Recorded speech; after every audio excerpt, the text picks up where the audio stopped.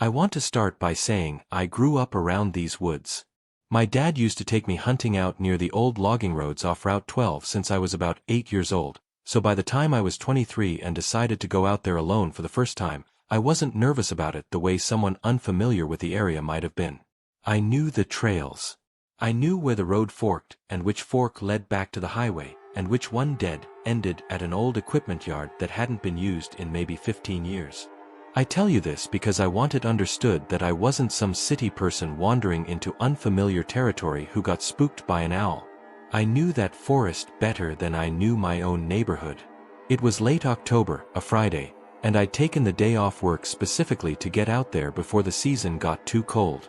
I parked at the usual spot, a wide gravel pull-off about 2 miles down the logging road, grabbed my pack, and started in around 7 in the morning. The plan was simple. Hike in about 4 miles, find a spot near the ridge where I'd had luck before, sit until early afternoon, and head back out before dark. Nothing complicated. I'd done some version of this trip probably 30 times in my life. The morning was uneventful in every way.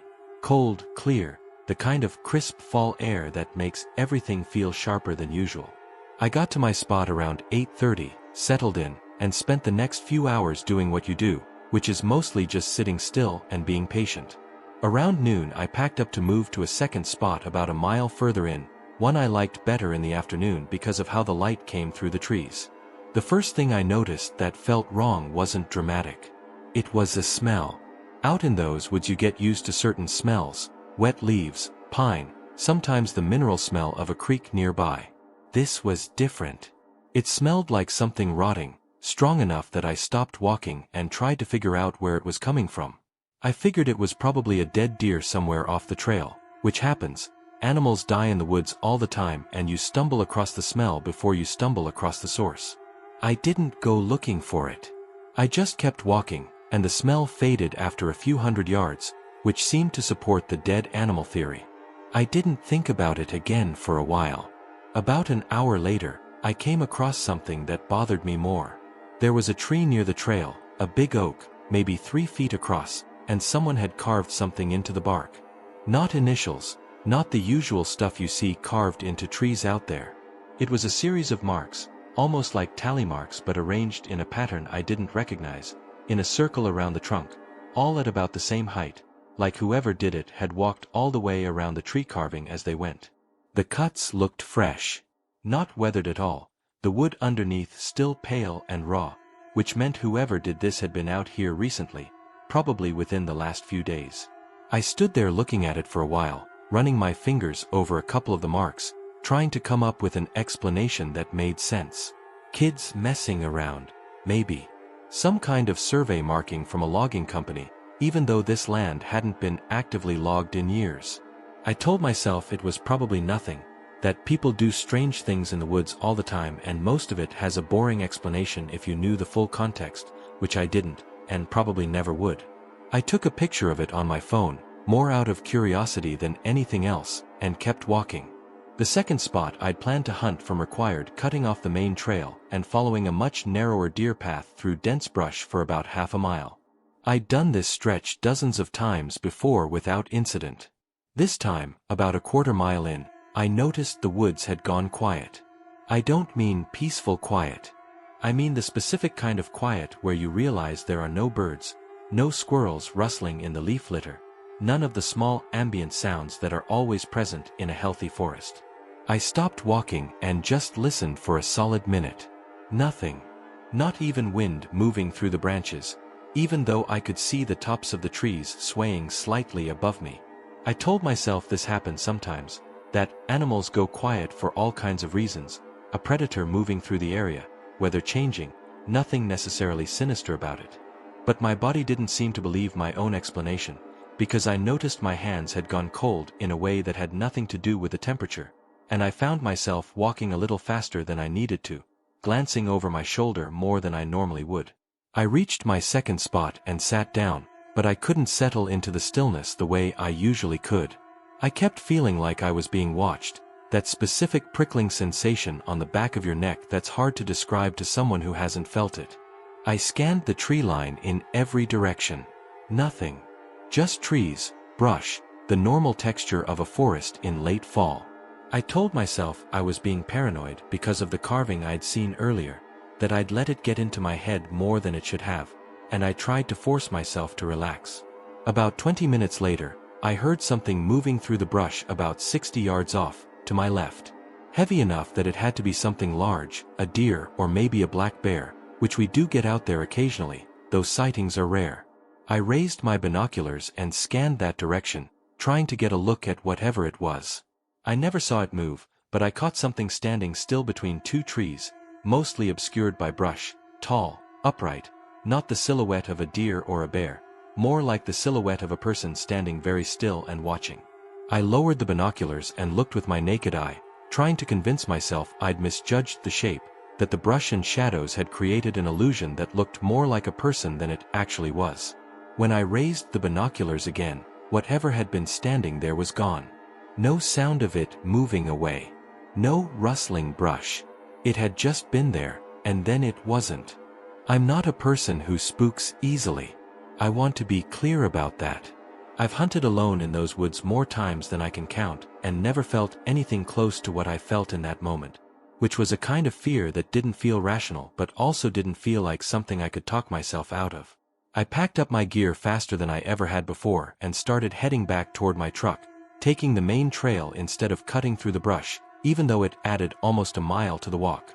About halfway back, I heard footsteps behind me.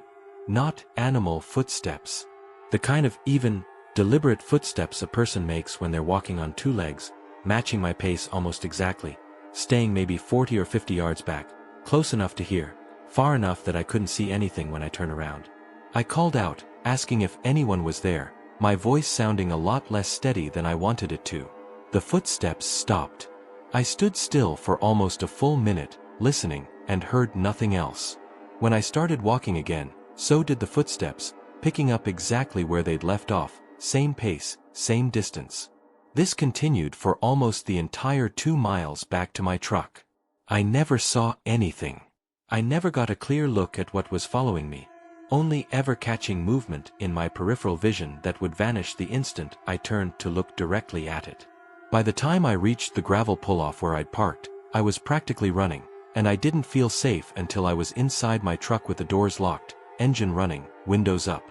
I drove straight to the ranger station about 15 minutes away and reported what I'd seen, including the carving on the tree, which I still had a photo of. The ranger I spoke to didn't seem surprised. He told me there had been a handful of similar reports over the past 2 years from that same general section of forest, hunters and hikers describing a feeling of being watched, footsteps that didn't match anything visible, and in 2 cases, carvings similar to the one I described, found on different trees in the same area. He said there had never been any physical evidence of a person responsible, no camps found, no clear suspect, nothing that gave them a starting point for an actual investigation. He recommended I avoid that section of the forest going forward, which I have done ever since. I haven't been back to that logging road in over 3 years. I sold most of my hunting gear about 6 months after that day, not because I needed the money, but because I couldn't make myself want to go back into those woods again, not even somewhere else entirely unrelated. I still don't know what was carved into that tree or why, and I still don't know what was standing between those 2 trees watching me, or what followed me almost the entire way back to my truck without ever once showing itself clearly. I think about it more than I'd like to admit, usually late at night, usually for no particular reason at all. Story 2. The Research Cabin. I was doing graduate research in forest ecology, and part of my program required spending 3 weeks at a remote research station deep in a national forest, collecting soil and vegetation samples across a series of marked plots. The cabin itself was small, basic, with electricity from a generator and just enough amenities to make a long stay manageable. I was there alone for the first 10 days before a second researcher was scheduled to join me. I want to mention that I had done solo fieldwork before, in other remote locations, and had never had any issues that made me question my own safety. This trip was supposed to be routine. The first week passed completely normally. I followed my schedule, hiked out to my plots each morning, collected samples, returned to the cabin each evening, logged my data, and slept fine. The forest around the station was dense and quiet in the way you'd expect from an area that didn't get much human traffic. I didn't think twice about being alone out there. The first wrong thing happened on day 8. I came back to the cabin in the late afternoon and noticed that one of my equipment cases, which I always left on the small porch, had been moved. Not stolen, not damaged, just moved about 2 feet to the left of where I always set it down. I stood there looking at it for a while, running through possible explanations. Animals get into things sometimes, raccoons or other wildlife curious about anything left outside, though it seemed unusual for an animal to move a heavy case without knocking it over or damaging it in some way. I told myself it was possible I'd simply misremembered where I left it, even though I was fairly confident in my routine. I moved it back to its usual spot and didn't think much else of it that night. The second wrong thing happened 2 days later. I woke up around 5 in the morning to use the bathroom, which was a small outbuilding about 30 feet from the cabin, and when I stepped outside I noticed footprints in the dirt leading from the tree line directly up to my cabin window, the one closest to my bed. They stopped right at the window, like whoever made them had stood there for some period of time before turning around and walking back into the trees. The prints were barefoot, which struck me as strange given how cold the nights had gotten by that point in the season. I stood there in the early morning light staring at those prints for a long time, trying to come up with an explanation that made sense. I told myself it could have been another researcher from a different station passing through, even though I knew the nearest other station was almost 6 miles away, and nobody would have had reason to walk barefoot through cold forest terrain in the middle of the night to stand outside my window. I didn't sleep well that next night, or the night after that. I started locking the cabin door, which I'd never bothered with before since it was so remote, and I kept a flashlight next to my bed at all times. I also started recording everything in detail in my field journal, not because I thought it was scientifically relevant, but because some part of me wanted a record of what was happening in case I needed to explain it to someone later. On day 11, things escalated in a way I still have trouble fully describing. I was out at one of my farthest plots, almost 2 miles from the cabin, late in the afternoon, when I heard something moving through the brush nearby. I assumed it was wildlife, which was common enough that I usually didn't pay it much attention. This time the movement seemed to be circling me, staying roughly the same distance away but moving around my position rather than past it, which is not typical animal behavior. I stopped my work and stood very still, listening. The movement stopped too, exactly when I stopped, which felt too coordinated to be coincidence. I called out, asking if anyone was there, my voice carrying oddly in the dense quiet of the forest. No response. After almost a minute of silence, I decided to pack up early and head back toward the cabin, walking faster than I normally would, glancing over my shoulder more than felt comfortable to admit.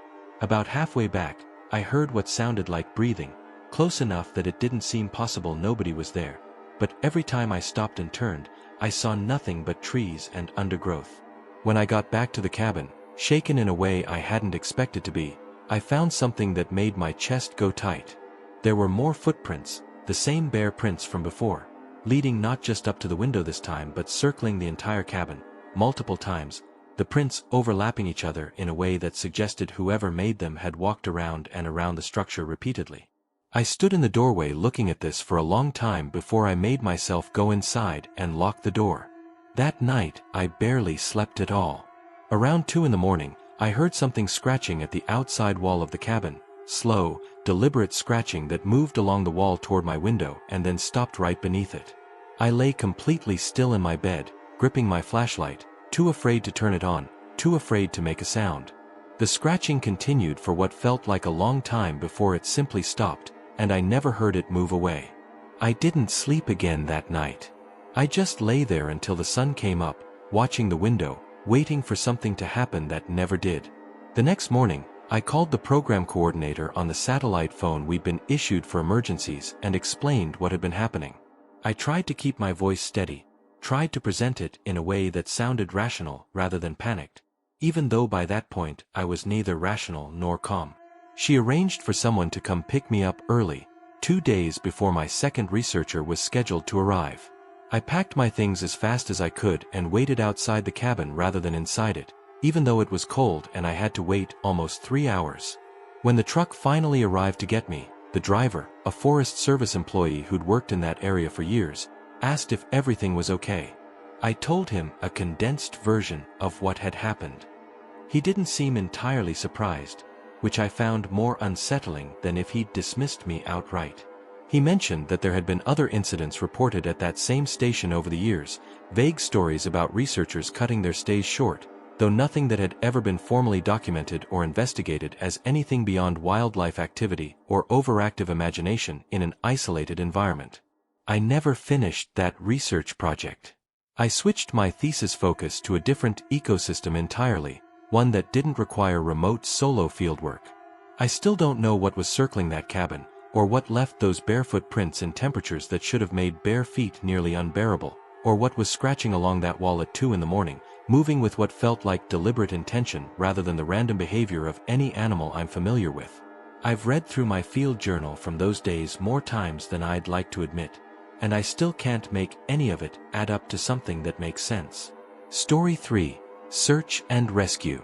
I volunteer with a search and rescue team in a fairly mountainous, heavily forested region, and over the years I've been part of dozens of searches for lost hikers, most of which end the way you'd hope, with the person found safe within a day or two. This particular search was different from the start, and even years later it's the one call I think about more than any other. We got the call on a Saturday morning about a missing hiker, a man in his 30s who had set out the previous day on a popular trail and hadn't returned or checked in as planned. His car was still in the trailhead parking lot. Initial searches near the main trail had turned up nothing, so by the time my team got involved, the search radius had expanded into denser, less traveled sections of forest off the main path. I was paired with another volunteer, a woman named Carla who I'd worked with on previous searches, and we were assigned a grid section about 2 miles from the trailhead, an area with thick undergrowth and limited visibility beyond a few dozen feet in most directions.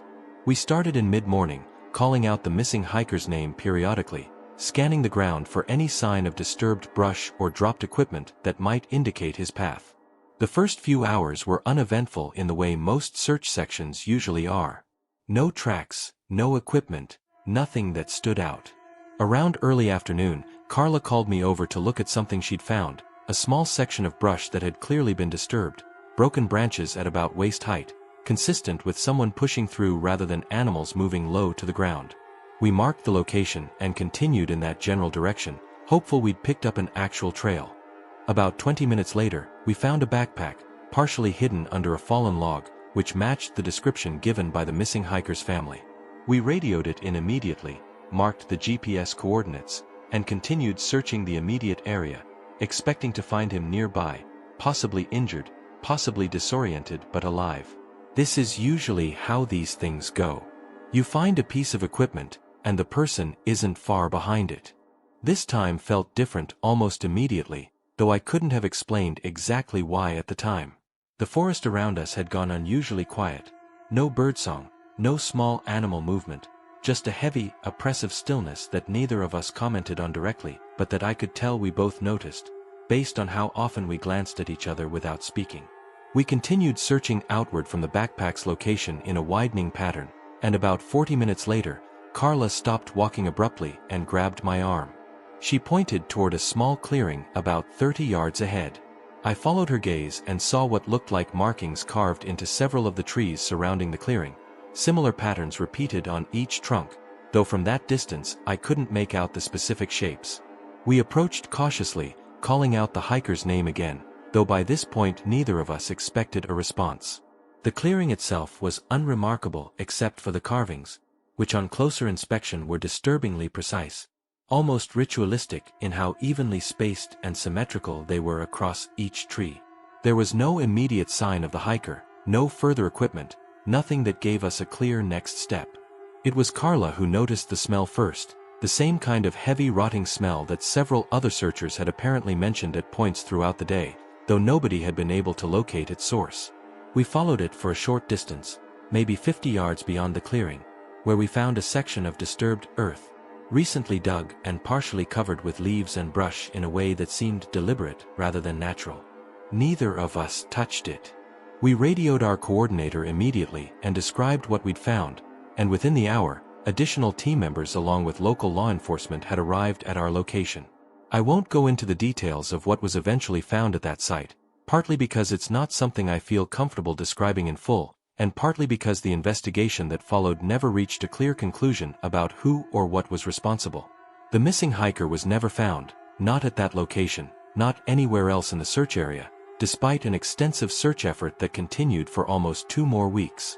His backpack was the only confirmed piece of evidence ever recovered. What I think about most, even now, years later, isn't just what we found in that clearing.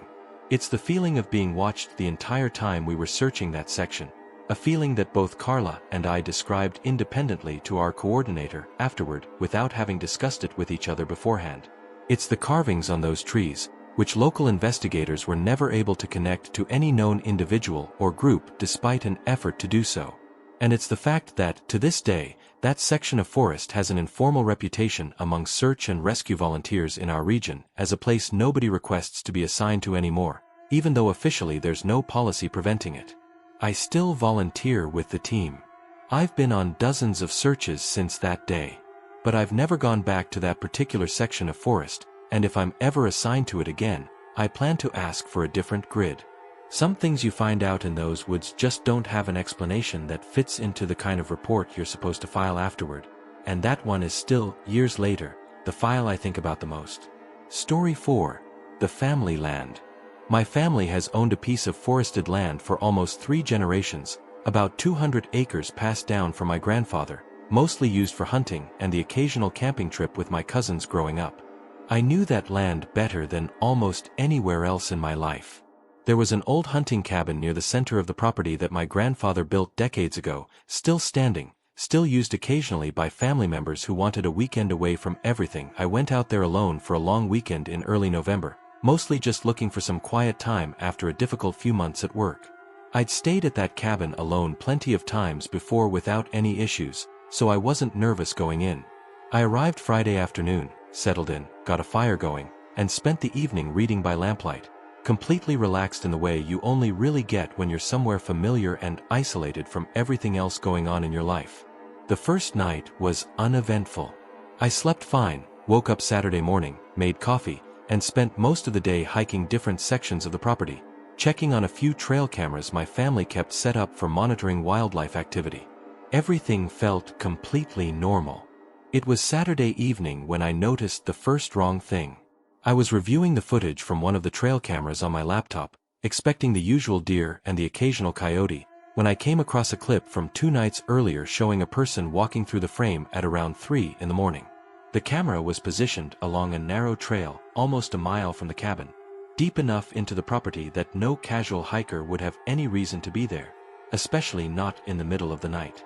The person in the footage was too far from the camera, and the night vision too grainy to make out any real detail, just a dark, upright shape moving steadily across the frame and out of view within a few seconds. I sat there staring at that clip for a long time, replaying it several times, trying to convince myself it was a family member I hadn't been told about, or maybe a trespasser, which does happen occasionally on rural land like ours, though usually not that deep into the property. I told myself there was probably a simple explanation, even though nothing about it felt simple the longer I thought about it. I didn't sleep well that night, checking the cabin's 2 small windows more often than I normally would, listening for any sound outside that didn't fit the usual nighttime quiet of the forest. Nothing happened. By morning, I'd mostly convinced myself I was overreacting to a grainy piece of camera footage that probably had a mundane explanation I just hadn't thought of yet. Sunday, my last full day, I decided to hike out to check the camera in person, partly out of curiosity, partly because something about the footage was bothering me enough that I wanted to see the actual location for myself. The hike out took almost 40 minutes, deep enough into the property that I rarely went that direction except during hunting season. When I got to the camera, I noticed something that made my stomach drop.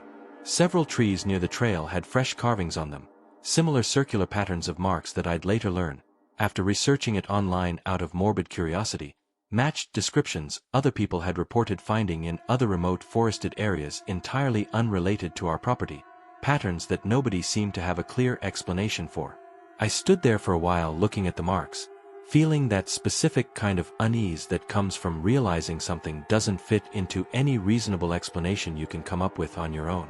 I checked the camera's storage card directly, which showed more footage than what I'd already reviewed, including a second clip from the previous night, this one showing the same dark figure standing almost directly in front of the camera, close enough that you could tell it was a person, tall, completely still, facing the camera directly for almost 10 full seconds before turning and walking away.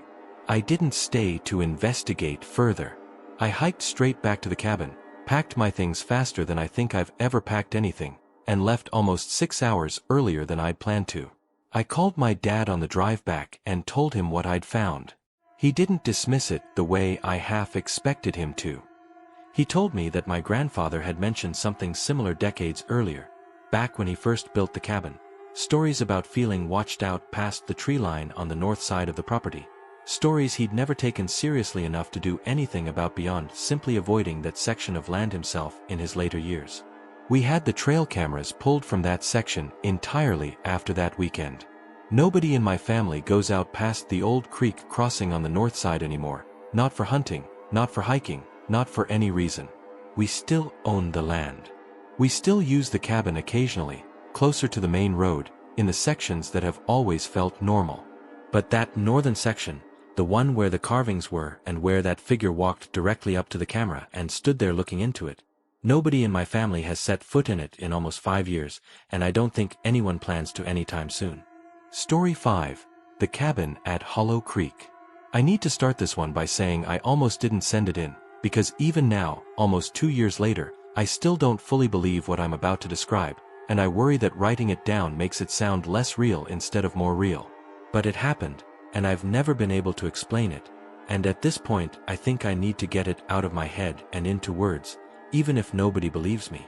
I was 26, and a friend of mine, Jordan, had inherited a small cabin from his uncle, way out past a place called Hollow Creek, deep enough into state forest land that the nearest paved road was almost 9 miles away.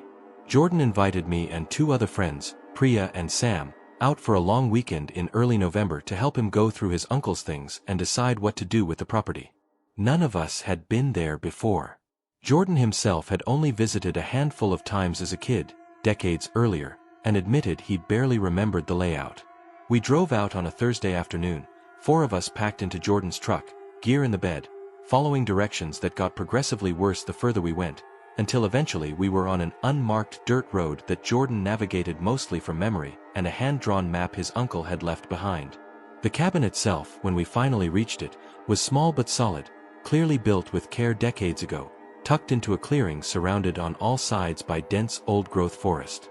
I remember thinking it looked almost too isolated, the kind of isolated where if something went wrong, help would be hours away rather than minutes. The first night was fine. We unpacked, got a fire going in the cabin's wood stove, ate dinner, and stayed up late talking and going through some of the uncle's old belongings, mostly boxes of papers and tools that didn't seem like much of anything. Nothing about that first night felt unusual in any way. We slept fine, woke up Friday morning, and spent the day exploring the property and the surrounding trails, which Jordan's uncle had apparently maintained for years before his health declined.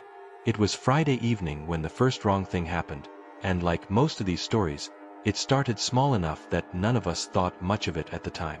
Sam had gone outside around dusk to grab more firewood from the stack near the tree line, and when he came back in, he mentioned that he'd heard something making a strange sound out past the edge of the clearing. Not quite an animal call he recognized, almost like a low, drawn-out moan, but distorted in a way he couldn't quite describe. He laughed it off himself, said it was probably some kind of owl or something he just wasn't familiar with, and none of us thought to push the subject further. We'd all grown up in suburbs, none of us were particularly familiar with the specific sounds of deep forest at night, so it seemed reasonable enough that something unfamiliar might just be unfamiliar. We heard it again about an hour later, all 4 of us this time, sitting around the fire inside with the windows cracked slightly for air. It was longer this time, rising and falling in a way that didn't sound mechanical or simply wind-like, and underneath the initial unease, there was something about the rhythm of it that made the hair on my arms stand up before my conscious mind had even decided to be afraid. Priya, who'd been the most relaxed of all of us up to that point, went quiet and just stared toward the window. Nobody said anything for a while. Eventually Jordan made a joke about it being his uncle haunting the place, which got a weak laugh out of all of us, The kind of laugh you make specifically to break tension rather than because something is actually funny. We closed the windows fully after that, added more wood to the stove, and tried to get back to a normal evening, though I noticed all of us kept glancing toward the windows more than we had been before. The sound didn't come again that night, not that any of us heard, and eventually we all went to bed in the cabin's 2 small bedrooms, Jordan and Sam in one, me and Priya in the other. I woke up sometime around 2 in the morning to the sound of something moving outside, close to the cabin, slow and heavy, branches snapping under what had to be significant weight. I lay still, listening, telling myself it was probably a deer or possibly a bear, both of which were apparently common enough in that area, according to what Jordan's uncle had written in some of his old notes. The sound moved around what I guessed was the perimeter of the cabin, slow, deliberate, pausing every so often before continuing. I didn't wake Priya. I told myself there was no reason to, that it was almost certainly just wildlife, and that waking her up over it would just spread my own nervousness onto her unnecessarily. It stopped eventually, and after maybe 20 minutes of lying there in the dark listening to nothing, I fell back asleep. In the morning, I mentioned it to the others, and it turned out Jordan had heard something similar from his side of the cabin, also assuming it was an animal, also choosing not to wake anyone over it. We went outside to look for tracks, and that's when the second real wrong thing happened. There were no clear animal tracks circling the cabin. The ground had been disturbed in places, branches broken at about chest height in a way that seemed inconsistent with a deer's typical browsing height, but no actual footprints we could identify clearly, animal or otherwise, in the leaf litter and undergrowth surrounding the structure. We spent Saturday continuing to go through the uncle's belongings, though the mood among the 4 of us had shifted noticeably from the relaxed energy of the first day. Around mid-afternoon, while exploring a trail behind the cabin that led down toward the actual creek the area was named for, Sam found something that none of us could explain. A section of the forest floor, maybe 20 feet across, where the undergrowth had been completely flattened in a circular pattern, the kind of flattening you might expect from something large lying down repeatedly in the same spot over an extended period of time. In the center of that flattened circle, there were what looked like bones, several of them, small enough that they could have belonged to various forest animals, arranged in a way that didn't look random, more like they'd been deliberately placed in some kind of pattern radiating outward from the center. None of us touched anything. We took pictures, mostly out of a kind of morbid disbelief, and headed back to the cabin in near silence, the easy conversation of the previous day completely gone. Priya suggested we leave early, cut the trip short and head back that evening instead of waiting until Sunday as planned. Jordan, who had the most invested in actually getting through his uncle's things, was reluctant, but by that point even he seemed shaken enough to consider it. We decided to stay one more night, mostly because it was already getting late in the afternoon and none of us wanted to navigate that unmarked dirt road in the dark, especially not in the state of mind we were all in by that point. We reinforced the cabin's locks as best we could, which wasn't much given how old the building was, and agreed to take turns staying awake through the night in pairs, 2 hours at a time, just in case. It was during my watch, somewhere around 1 in the morning, with Priya asleep beside me on the couch and Jordan and Sam in the bedrooms, that I heard it directly outside the front door. Not the moving through brush sound from the previous night.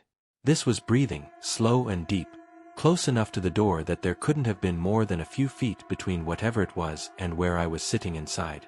I sat completely frozen, gripping the flashlight in my hand so tightly my fingers ached, too afraid to make a sound, too afraid to wake Priya, even though every part of me wanted to. The breathing continued for what felt like an unbearably long time, slow and even, occasionally pausing as though listening for something in return. At one point, something pressed against the door from the outside. Not a knock, more like the weight of something leaning against it, hard enough that I could see the old wood flex slightly in the dim light of the dying fire. I don't know how long I sat there. It felt like an hour. It was probably closer to 10 minutes. Eventually, the pressure against the door released, and I heard slow footsteps moving away from the cabin, back toward the tree line, before fading into the same heavy silence that seemed to define those woods after dark. I woke Priya the moment I felt safe enough to move, and we sat together, both of us wide awake, until the first hint of light came through the windows around 6 in the morning. We woke Jordan and Sam immediately and told them what had happened. None of us discussed staying any longer. We packed everything as fast as we could and were on the road back toward the highway within an hour. None of us speaking much during the drive. All of us glancing periodically toward the rearview mirrors at a road that, as far as we could tell, was completely empty behind us. Jordan never went back to that cabin.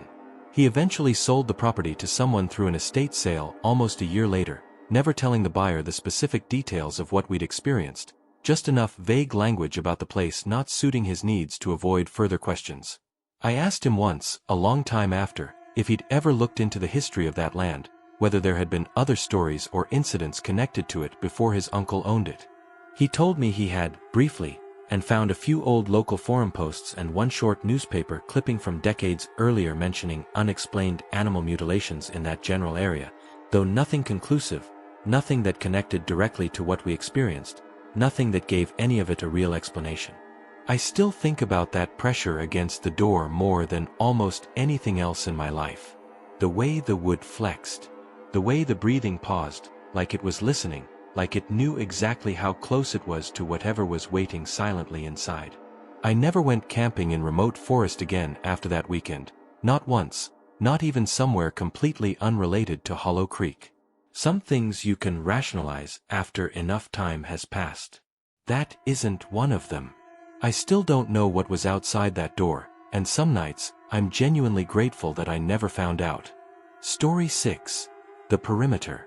I worked for 3 seasons as a wildland fire lookout, which meant long stretches of total isolation in a fire tower deep in national forest land, sometimes 6 or 7 weeks at a time with only a radio check-in twice a day and a supply drop every couple of weeks. I want to be upfront that I'm not someone who scares easily. By my 3rd season I'd spent close to 150 nights completely alone in that tower, 40 feet up, surrounded by nothing but trees in every direction for miles. I knew what that isolation felt like. I knew its normal sounds, its normal rhythms. What happened during my last 6 weeks on the job was not normal, and I left the position early because of it, something I'd never done before and haven't done since at any job I've held. The tower sat on a ridge above a section of forest that the district called the Southern Block, a roughly 40 square mile stretch of old growth and dense secondary forest that had burned badly about 30 years earlier and regrown thick and tangled in the decades since. My cabin was at the base of the tower, a small one-room structure with a wood stove, a cot, a radio, and not much else. The tower itself, where I spent my days scanning for smoke, was accessed by an external staircase that wound up the outside of the structure. The first 5 weeks of that final season were completely uneventful, the way most of my seasons had been. I had my routine. Up before dawn, coffee, up the tower by first light, scanning through the morning, radio check-ins at set times, down for lunch, back up through the afternoon, down at dusk, dinner, reading by lamplight, asleep early. I liked the rhythm of it. I liked the silence, which I know sounds strange to people who've never experienced that kind of isolation, but there's a peace to it once you settle into it that's hard to describe to someone who hasn't lived it. It was the start of my 6th week, a Tuesday, when I noticed the first thing that didn't fit. I'd gone down to the cabin for lunch and noticed that the small woodpile I kept stacked against the east wall, neatly arranged the way I always kept it, had been disturbed. Not knocked over. Rearranged. Several pieces moved and res-tacked in a slightly different configuration than I'd left them. I stood there looking at it for a while, running through explanations. Wind didn't make sense. There'd been no significant weather that morning. An animal seemed unlikely given how deliberately the pieces had been res-tacked rather than just scattered. I told myself I probably just misremembered exactly how I'd left it, since after 5 weeks alone you start losing track of small details like that, and I went back to my afternoon shift without thinking much more about it. 2 days later, I noticed something else. The outhouse, a small structure about 30 yards from my cabin, had its door standing open in the morning when I always closed it firmly each night specifically because of the wind. I closed it again, checked the latch, made sure it was working properly, and continued my day, though I'll admit a small, persistent unease had started settling into the back of my mind by that point. The kind you can't quite justify with anything concrete but also can't quite shake. That same week, during my evening radio check-in, I mentioned offhand to the dispatcher that I thought there might be another hiker or backpacker passing through the area, since a few small things around the cabin seemed disturbed. She told me there were no permits issued for that section of forest that month, no other personnel scheduled to be anywhere near my position, and no reports of anyone else operating in that block. I remember the way that information sat with me afterward, a small cold weight settling into my stomach that I couldn't fully explain or dismiss. The following week, the wrong details escalated into something I couldn't rationalize away as easily.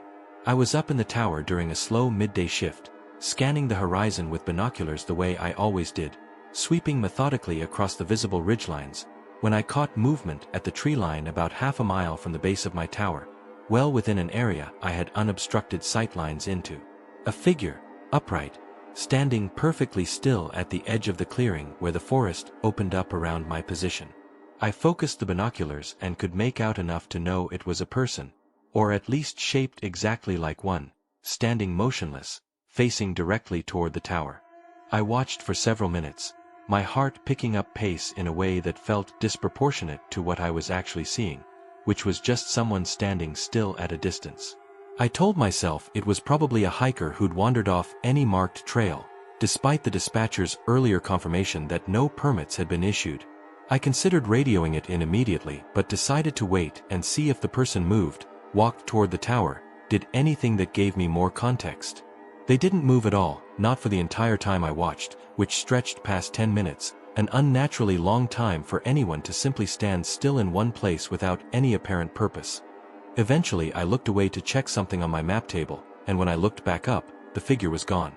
I scanned the tree line repeatedly with the binoculars for the rest of that shift and never saw it again that day. I radioed it in that evening, describing what I'd seen as objectively as I could manage, and the dispatcher logged it but had no additional information to offer beyond confirming again that nobody should have been in that area. I didn't sleep well that night, listening to every sound the cabin made, more aware than I'd been in years of just how alone I actually was out there. The wind through the trees, which had always been a comforting sound to me, started to feel different, like something I needed to be paying closer attention to rather than something I could simply let wash over me while I slept. 3 days later, the figure appeared again, this time closer, maybe a quarter mile from the tower, standing at the edge of a different section of clearing, again facing directly toward my position, again completely motionless for the entire duration I watched it through the binoculars. This time I noted the exact time and described the location as precisely as I could in my log, a habit I'd started keeping specifically because some part of me wanted a documented record of what was happening, in case I needed to explain it convincingly to someone later, including possibly myself. The following week, things moved from observation to something closer to confrontation, and this is the part of the story that I still have the hardest time putting into words clearly, because so much of what happened occurred in conditions of poor visibility and high adrenaline that make my own memory of the details feel less reliable than I'd like, even though the core of what happened has never changed in my retelling of it, not once, not in 2 years of thinking about almost nothing else. It was a Thursday night, no moon, heavy cloud cover, the kind of dark you only really experience that deep into true wilderness, where there's no ambient light pollution of any kind to soften it. I was in my cabin, reading by lamplight, when I heard footsteps on the external staircase of the tower, slow, deliberate, climbing steadily upward. My cabin sat at the base of that staircase, close enough that the sound was unmistakable, the distinct rhythm of someone climbing wooden stairs one careful step at a time. I sat frozen at my small table, listening to those footsteps climb higher and higher, all the way to the top platform, 40 feet above where I sat. Then nothing. Complete silence for what felt like an unbearable length of time. I didn't move. I didn't make a sound. I kept telling myself there had to be a rational explanation, that maybe it was another fire crew member checking in unannounced, though I knew even as I thought it that nobody would climb a fire tower at night without radioing ahead first, and certainly not in complete silence. After what felt like 15 or 20 minutes of total stillness, I heard the footsteps again, this time descending, slow, deliberate, all the way back down to the base of the staircase. Then they stopped. I sat in that cabin, lamp burning low, gripping the radio handset without actually keying it, too afraid that any sound I made might draw attention to exactly where I was, even though logically whoever or whatever had climbed that tower already knew precisely where my cabin sat in relation to it. I don't know how long I sat there before I heard it. A single, heavy impact against the outside wall of my cabin, close to the door, hard enough that I felt it through the floor beneath my feet. Then nothing. I sat completely motionless for what must have been close to an hour, the lamp eventually burning low enough that I let it go out entirely, preferring the darkness to the idea that the light might be making me a more visible target for whatever was outside.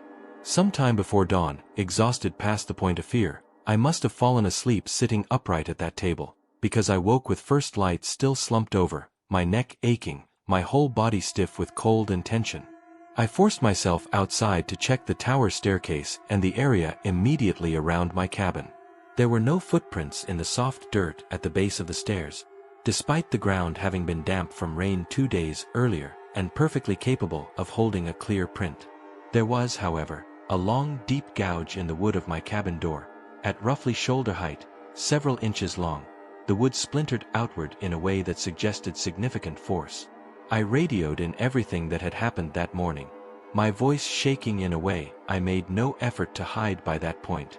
The district supervisor, a woman who'd been doing this job for almost 20 years, took it seriously in a way that surprised me, given how often isolated lookouts apparently develop what she called cabin psychosis over long enough stretches alone. She told me, somewhat reluctantly, that there had been 2 other unconfirmed incidents reported from towers in that same general district over the past several years, vague enough in their details that nothing had ever been formally investigated beyond noting them in an internal log, but consistent enough with what I was describing that she didn't dismiss it outright the way I half expected her to. She offered to pull me out early if I wanted, and I said yes immediately, with no hesitation at all, something that surprised even me given how much I'd always taken pride in toughing out difficult seasons.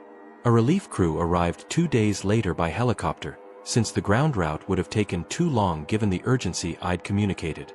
Those 2 days were the longest of my life. I didn't sleep at all, staying awake through both nights with every light in the cabin burning, the radio gripped in my hand the entire time, listening to every sound the forest made, certain at multiple points that I heard footsteps on the staircase again, though I never confirmed it directly the way I had that first night, too afraid by that point to even check. I never finished that season, and I never took another lookout position again, despite multiple offers in the years since from supervisors who'd worked with me before and didn't understand why I'd suddenly turned down work I'd previously been good at and seemed to genuinely enjoy.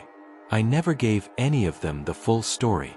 I gave the district supervisor a complete account at the time, which she logged, though I never learned whether anything came of it, whether anyone else ever investigated that section of forest further, whether any of the other reported incidents she'd mentioned were ever connected formally to mine.